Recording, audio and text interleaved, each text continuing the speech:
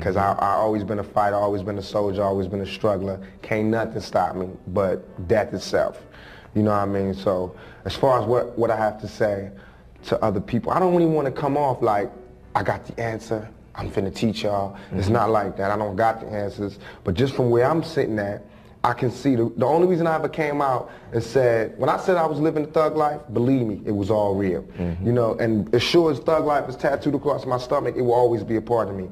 But thug life is like the 12th grade. Some people graduate from high school and don't seek to do anything else. So they continually live the thug life.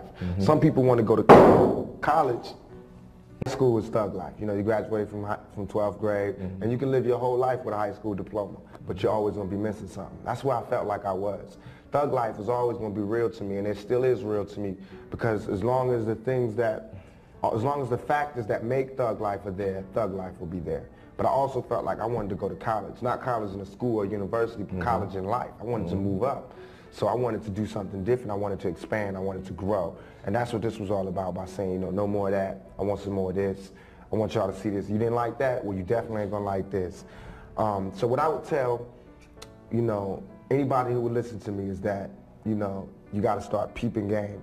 Peeping the game. The game is the game of life. You got to start peeping how they're doing it.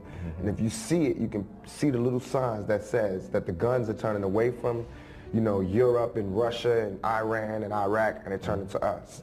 Because look how they're doing our music. You know, you've never seen in no time in history where they put so much attention on some music. You know what I mean? And made it like we are the cause of all these problems. You can look at it with a 3 strikes law. You can look at it where they're building more jails. They're starting to sell jail space. You know, jail is big business.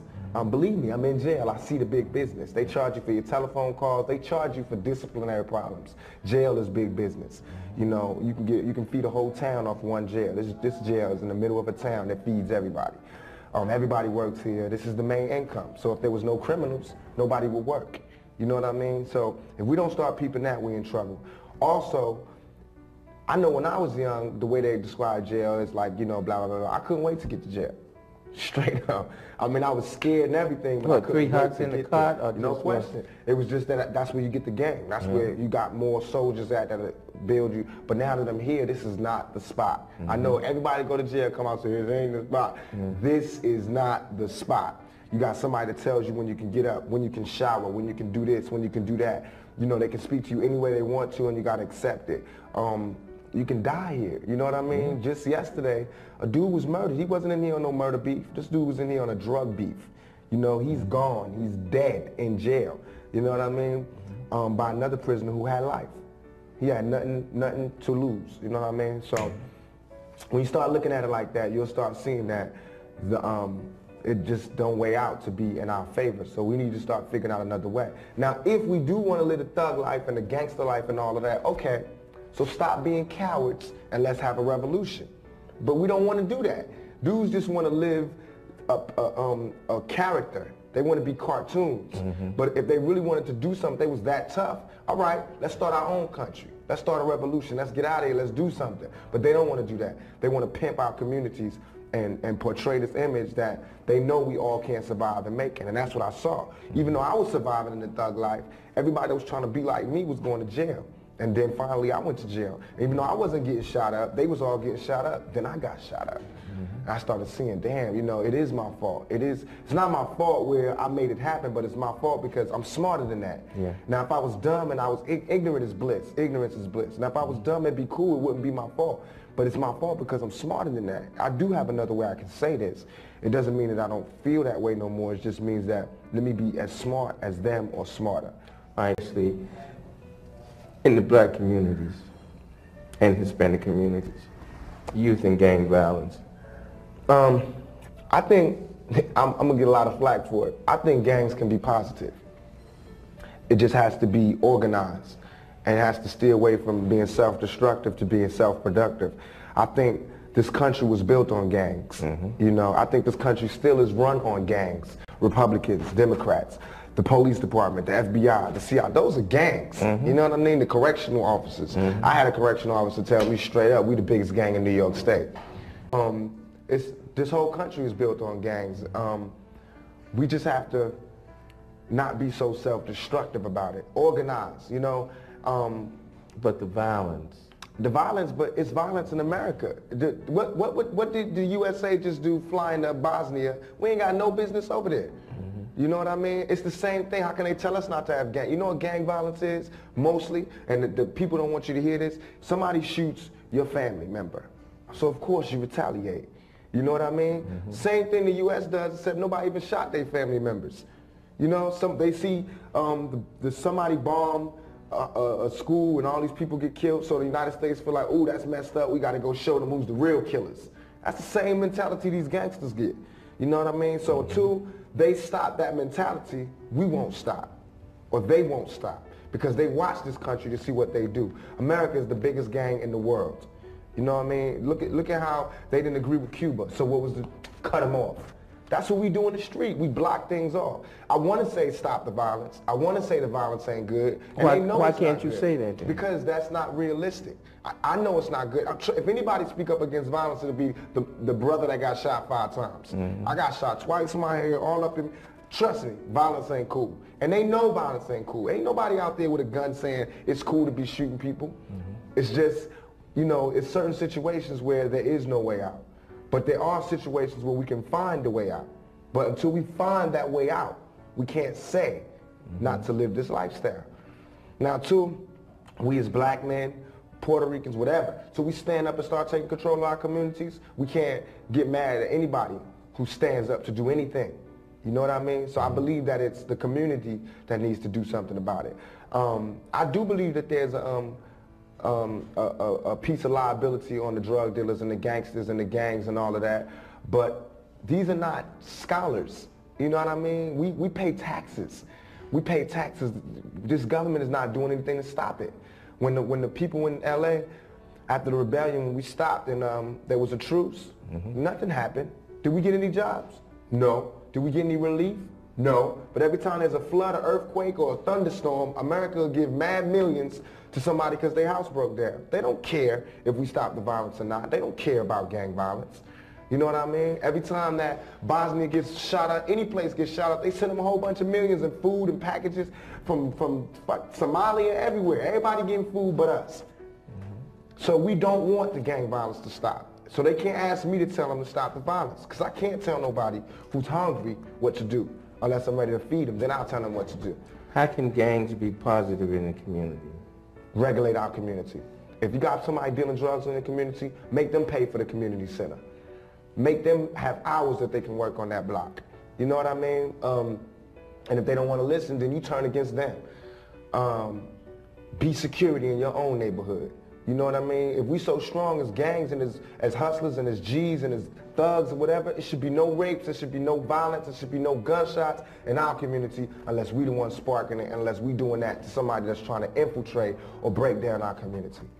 You know what I mean? All this money that we make in the streets, we should bring it back and turn it back into the community. We need to have block parties again. We need to have leagues, you know, summer leagues and football teams and basketball teams. We need to start taking care of our own. That's how it can be positive. It can be positive when we start, you know, sending these young G's to school, sending the younger G's to college. You know, let them come back and build something. Yeah, my only fear of death is coming back reincarnated. How can these people be talking about how they're so real and they don't care about our communities? How can they be talking about what they, all this, you know, the hood, blah, blah, blah, blah. They don't care about our communities. You know what I mean? Listen to the words that people say in their lyrics and tell me if that's some real, if that's real to you. You know what I mean? Listen to what they saying. Don't just bob your head to the beat. Peep the game. And listen to what I'm saying and hold us accountable for it. Fear is stronger than love. Remember that. Fear is stronger than love. All the love I gave didn't mean nothing when it came to fear. So it's all good. But I'm a soldier. I always survive. I'll constantly come back. You know what I mean? Only thing that can kill me is death. That's the only thing that'll ever stop me is death. And even then, my music will live forever. That's a big one. All I can say is people are resilient. We're very strong. There have been so many diseases and plagues that have come throughout history to try to stop us from continuing. We can beat this, but we have to be smart. We have to be responsible. I mean, I don't know what the future can hold. It's not just about putting a condom on. We need to put a condom on every time. But, you know, it can happen anyway. So really, I wish them the most success in their program. I've heard they was attaching me to the project, which is no problem. You know, I wish them success with it. It should have took us so long to come forward, so I'm glad that somebody did. Us meaning the rap community, so I'm glad that somebody did. Believe in the resurrection of the dead, not in the physical resurrection, but in mental resurrection. We believe that the so-called Negroes are most in need of mental resurrection. What about the resurrection? He said that our people are dead. Negroes are dead. Walking zombies. You're the one that the book is talking about who is dead. Dead to the knowledge of yourself. Dead to the knowledge of your own people. Dead to the knowledge of your own God. Dead to the knowledge of the devil. Well, you don't even know who the devil is. The one down inside the ground that's going to burn you after you're dead. Why the devil is dragging himself to this earth, and he's giving you hell every day. And you still too dead to see it. I believe that the 20 million black people in America in the last days will be taught the truth. The trumpet of truth will sound in your ear. As it's being sounded today, the trumpet of truth. And this truth strikes your ear and strikes your heart. It'll open your eyes. It'll open your ears. It'll make you stand up. It'll do the same thing for you that truth did for the dry bones in the valley. Because the picture of dry bones in the valley is talking about you. The picture of Lazarus laying dead 4 days is talking about you. You are Lazarus. You are the dry bones. You are the prodigal son. You are the lost sheep. You are the people about whom the Bible is speaking who will stand up in the last day when the trumpet is sounded. Black people are waking up. Black people are standing up. Black people are rising up and they're throwing sight into that knee-shaking white man. We believe we are the people of God's choice. That's what we believe. We believe we're the chosen people. We don't believe Jews are the chosen people. We don't believe Jews are the ones going to the promised land. We don't think Jews are a part of God. No, Jews are nothing but another part of that same race of devils that come out of Europe. They didn't even come out of the Holy Land. They come out of the caves of Europe. Still more, we believe we are the people of God's choice. As it is written that God would choose the rejected and despised. And we can find no other person fitting this description in these last days more than the so-called Negroes in America. We believe in the resurrection of the righteous. We believe in the judgment. We believe this first judgment will take place as God revealed right here in America. The judgment will take place in America. The resurrection will take place in America. The judgment will take place in America. The separation will take place in America. And the destruction will take place in America. Doom will take place in America. Doomsday will take place right here. This is the place the Bible is talking about. When the Bible mentions Babylon, it means America. When the Bible mentions Sodom and Gomorrah, that's America. When the Bible mentions Egypt, that's America. This is Rome. This is Babylon. This is that wicked kingdom that God is going to come and set fighting to in the last day. And you're living in that day right now. And I'm glad. We respect their government. We don't believe in it, but we respect it. We respect authority. We respect those who have positions of authority. But that doesn't mean we have to love those people or like those people or trust those people. They are not worthy of our trust. And they are not worthy of our love. And they won't get our love. He wants you to remain dependent on him. He wants you to come looking to him for some kind of advice or some kind of teacher. No, you teach yourself and stand up for yourself and respect yourself and know yourself and defend yourself and be yourself. And you'll be recognized as an intelligent person. I purposely say the government. That's who it is. FBI, CIA. They sneak around here in Harlem trying to frighten you into thinking that if you be a Muslim, you're going to catch hell. You already caught hell. You can't catch any more hell than you have caught. There are 75,000 Rastamen in Jamaica. They're easily recognized. They don't cut their hair and wear it in long pigtails called dreadlocks. They all say they're religious and worship the dead emperor of Abyssinia, Haile Selassie, as Jah, God. And through their marijuana haze, they dream of going back to Africa. For what we're about to receive, we give thee thanks, O Jah, Rastafari. The Almighty. Fire, fire, fire, fire.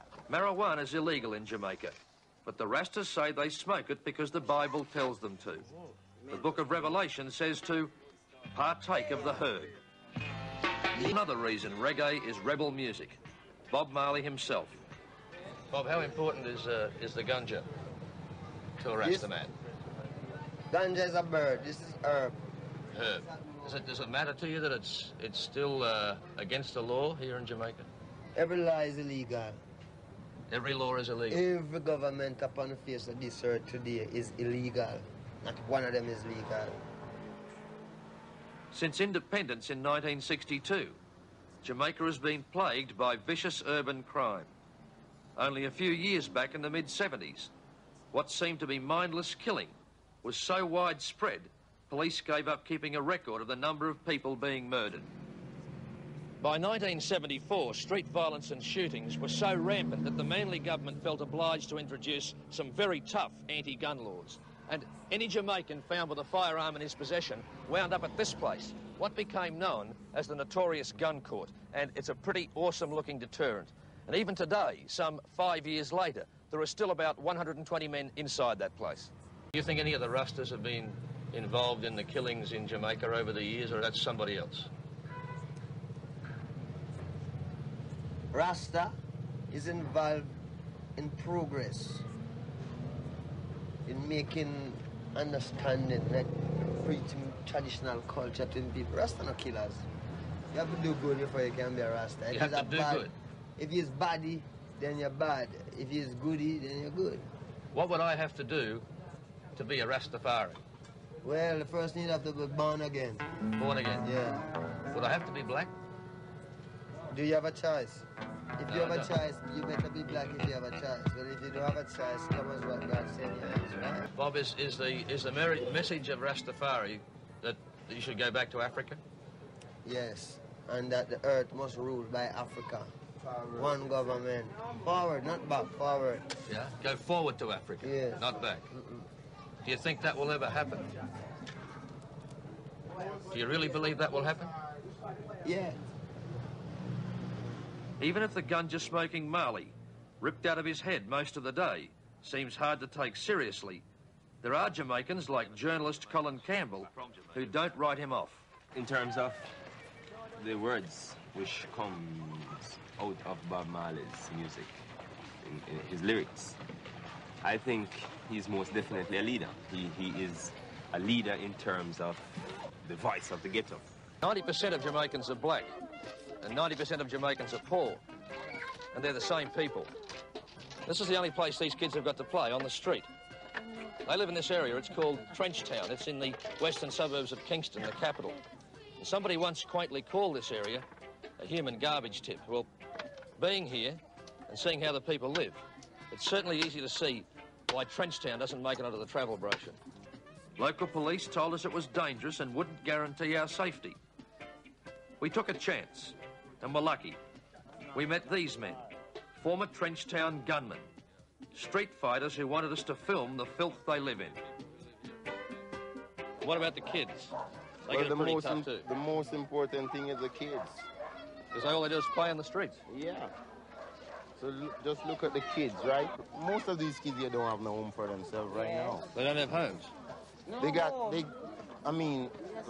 in a rented, they live in a rented place right now. Yeah.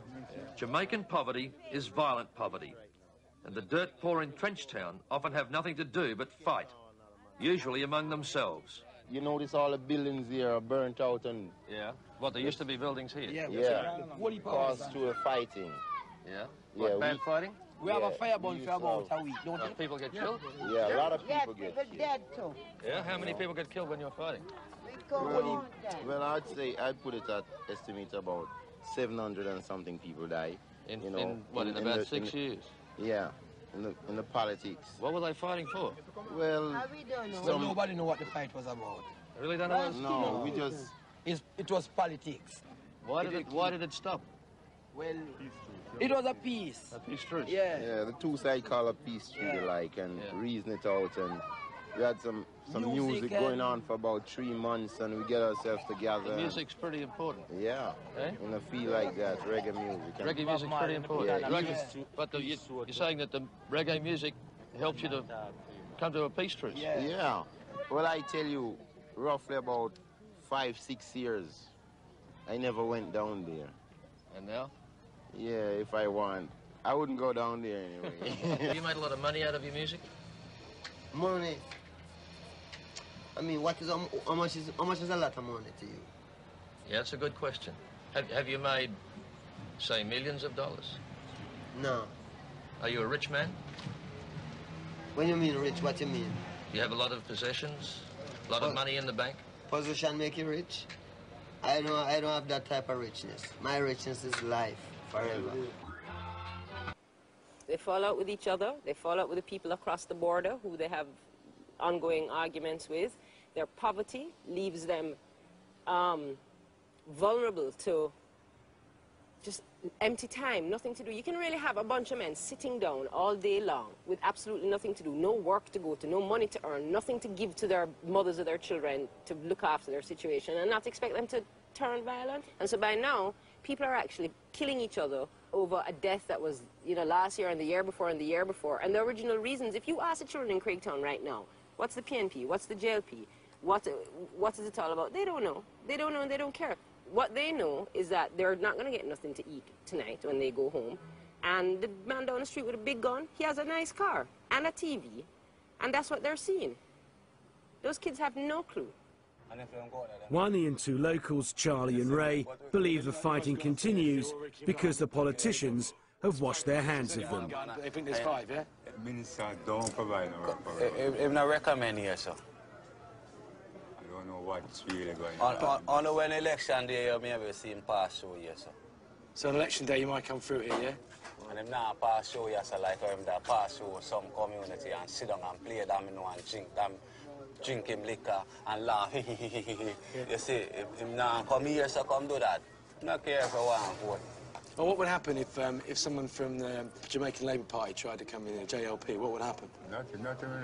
Nothing, no? We don't fight political war. It's not political wars then, no? No, but what is the war then? If it's not political, what is it? Gang war. This is that gang war going on. You say. It's one community and one street, but the segregation begins between the gangs. Aye, so it's all PNP, right? They are all one community, all PNP. Yeah, one all PNP, but different gang. It's not a politics thing, it's a gang war. But can I ask a question? Why the separation? Why is there no harmony? Huh? If a man a fire shot off, we will not tell a lie, we're going to fire back off of them. You understand what I mean? Plain truth. Damn. So it's like, say, we not two one war with them, but two them are war, we have to defend ourselves. It's blood for blood all the time. Yeah. Can it ever going to go on forever? Huh? Yeah. No, it can't stop, you know. It can't stop. Everything at the beginning can't stop. But how would... But the only way it can stop is we stop it. Right. We have to decide, say, the gun and it done. You understand? But apart from that, it now start. You still have people with hatred. You still have people with revenge. So it have to stop. Yeah. That's right. Right, guys. Can I ask you a few questions, yeah? Yeah. Why'd you carry the guns? To defend the turf. Defend your turf? Yeah. And it's the way here, isn't it? Yeah, that's why we are here. Can I have a look at your pistol? Yeah. Trust me. Yeah. Yeah, it's got rounds in it, as you can see. Thank you. Can I look at the AK? Yeah. I think it's 7.46. Short rounds. Mad thing. Proper thing. Mad thing. Kill a lot of people. Yeah. Where did you get the guns from? Buy them. You buy them, yeah? Buy them. America. America, but these AKs must come from Haiti? Haiti. Yeah? Yeah. Why do they come here, though? Why did them come? Yeah, what do they want from here? Oh, I would like to know the same thing. We want to know if it's a treasure in the community, what we them know about and we don't know about. You understand? I understand. You know there's more to life than doing that. No, this is not our dream, but them force it. Them force it to do this. And when too much of our go down, we can't stand up no more if we see no more of our go down. So we have to stand up and defend it. So, yeah. We're not trouble innocent people. If you don't trouble with, we don't trouble you. White man drafts you in his army and trains you how to fight his enemy. Well, that's what you're supposed to do, fight an enemy. But you're also supposed to know how to fight your enemy. And you fight your enemy just like he fights his enemy. You don't spare no blows. He's not merciful. He dropped a bomb on Hiroshima. 80-some thousand people died just like that. He didn't care. Women and children, he didn't care. They were his enemies. No prayer, no mercy, no nothing. He just wiped them out. Today, this government is paying certain elements to deceive you, to deceive us, into thinking that we're going to be accepted into the mainstream of American life.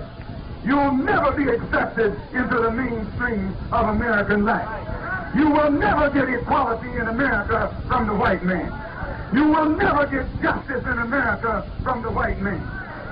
You will never get freedom in America from the white man. You will never be accepted in America by the American white man as a human being.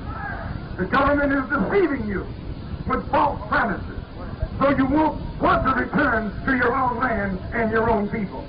The government propagandists are telling you, stay here. They tell you that if you don't listen, we'll give you more civil rights bills. And that's all you get is the bill.